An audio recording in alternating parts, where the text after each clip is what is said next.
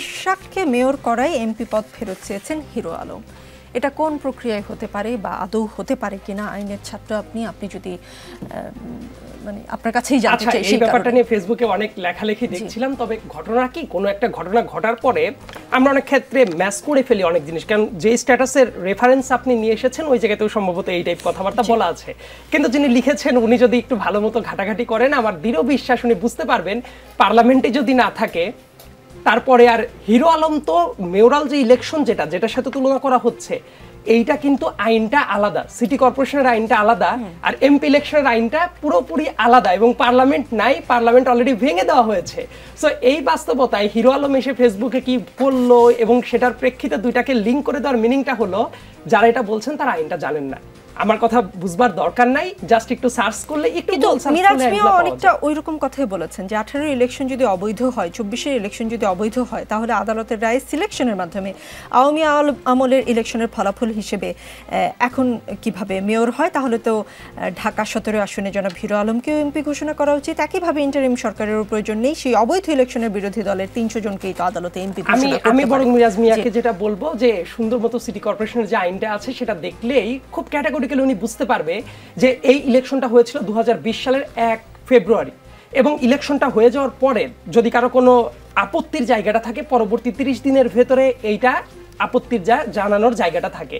এবং ইশরাক হোসেন কিন্তু যেটা করেছে ওই টাইম ফ্রেমের ভেতরেই উনি কিন্তু আবেদনটাও করেছে। যদি এমন হতো ওই টাইম ফ্রেমের ভেতরে উনি আপত্তির জায়গাটা না জানাতো তাহলে এই মুহূর্তে এসে করতে পারতো না। অনেকের বোধহয় একটা বুঝতে যে ভুল হচ্ছে, অনেকে মনে করছে 5 আগস্টের পরবর্তী সময় এসে ইশরাক হোসেন নতুন মামলা করেছে, নতুনভাবে রিট করেছে। নো, এইটা ওই যে পরবর্তী 30 দিনের যে টাইম ফ্রেম ওই টাইম ফ্রেমের ভেতরেই কিন্তু মামলাটা করা ছিল। এবং ইন্টারেস্টিং একটা ব্যাপার আছে, এই যে যখনই আপত্তি জানানো হয় উনি কিন্তু 9 জনকে বিবাদী করেছিলেন, তার ভেতর প্রধান নির্বাচন কমিশনার তৎকালীন যে ছিলেন উনিও ছিলেন। এই ব্যাপারটা 180 দিনের ভেতরে নিষ্পত্তি করার কথা, কিন্তু এইটা আপাত দৃষ্টিতে পরবর্তীতে যেটা হয় বাংলাদেশে যেটা হয়েছে ওইটার হিয়ারিং এর ভেতর দিয়ে কিন্তু যায় নাই। কিন্তু তার মানে এই না যে এই ব্যাপারটা আদালতের শুনানি হতে পারে না, বরং আমি যখন পূর্ণাঙ্গ রায়টা দেখবো, এখন পর্যন্ত যেহেতু পূর্ণাঙ্গ রায়টা দেখিনি, একদম পয়েন্ট ধরে ধরে আলোচনা করাটা উচিত না লিগ্যাল পয়েন্ট অফ ভিউ থেকে।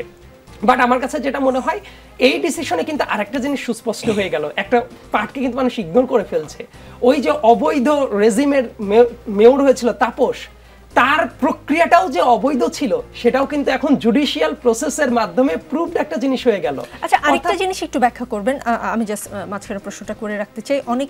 অনেকেই এই ধরনের প্রশ্ন করছে যে আদালত বলছে ওই নির্বাচনটাই অবৈধ, তাহলে তিনি কি করে মেয়র হিসেবে শপথ নেন? এইটা একটু ব্যাখ্যা চাই আপনার কাছ থেকে, আইনি ব্যাখ্যা। দ্বিতীয়ত, চট্টগ্রামে এই ধরনের ঘটনা ঘটার পর আবার ঢাকায় দক্ষিণ সিটিতে একই ধরনের একটি রায় আসাতে আরো জনমনে প্রশ্নগুলো বেশি। চট্টগ্রামের যখন হিসাবটা হয়েছিল ওইটাও আমি একটু বলে রাখি যে এটা কিন্তু মেয়াদেরও ব্যাপার আছে। ইশরাক হোসেনের ব্যাপারটা আমি কেন বললাম চূড়ান্ত রায় দেখার পরে মন্তব্য করব, কারণ যে টাইম ফ্রেমটা ছিল আমার দৃঢ়ভাবে এক্সাক্ট ডেটটা আমার এই মুহূর্তে মনে পড়ছে না, তবে সম্ভবত ফেব্রুয়ারির 25 বা 26 তারিখের দিকে ওই যে উত্তরের মেয়র আতিকুল এবং ওই মেয়র তাপস 2020 সালে তারা শপথটা নেয়। এটার পরে পরবর্তী 5 বছর যদি হিসাব করেন তাহলে ওই যে 5 বছরের যে টাইম ফ্রেম অলরেডি সেটা কিন্তু বার্ড হয়ে যাওয়ার কথা। কিন্তু চট্টগ্রামের ক্ষেত্রে ঘটনা ঘটেছিল অন্য একটা ঘটনা। চট্টগ্রামের ইলেকশন হয়েছিল 2021 সালের জানুয়ারি বা ফেব্রুয়ারির দিকে, মানে ওইটা কিন্তু 5 বছরের কোরামটা এখনো পুরোপুরি পূর্তি হয় না। এবং ওই জায়গায় ওই টাইমের স্থানীয় সরকার মন্ত্রণালয়ের যে এই 5 আগস্টের পরবর্তী সময়ে সিটি কর্পোরেশনের মেয়রদের যখন বিলুপ্ত করে দেওয়া হলো ওই জায়গায় কিন্তু চট্টগ্রাম ধরে উল্লেখ করা ছিল এবং পরবর্তীতে কিন্তু এই গেজেট থেকে অফিসিয়ালি চট্টগ্রামকে বাদ দিয়ে দেওয়া হয়। মানে ওইটার লিগ্যাল ফ্রেমওয়ার্কটা আলাদা, ঢাকার এই ব্যাপারটা আলাদা। আর ইনফ্যাক্ট এমনও হতে পারে, আমি জানি না, কারণ আজকে ইশরাক হোসেনের বক্তব্য যেটা শুনলাম এখন পর্যন্ত উনি কোনো ডিসিশন নেন নাই যে উনি মেয়র হবেন কি হবেন না।